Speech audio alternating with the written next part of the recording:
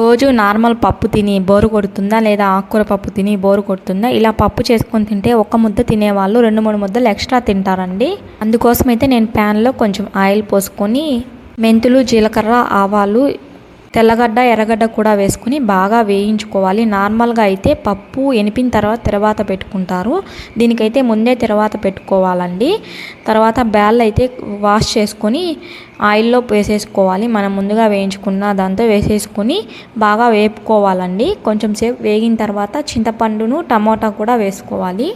ఇప్పుడు కొంచెం పసుపు కూడా యాడ్ చేసుకొని తగినన్ని వాటర్ వేసుకొని కుక్కర్లో ఒక 3-4 విజిల్స్ రానించుకొని మొత్తం ఒకసారి అయితే మెదుపుకోవాలి.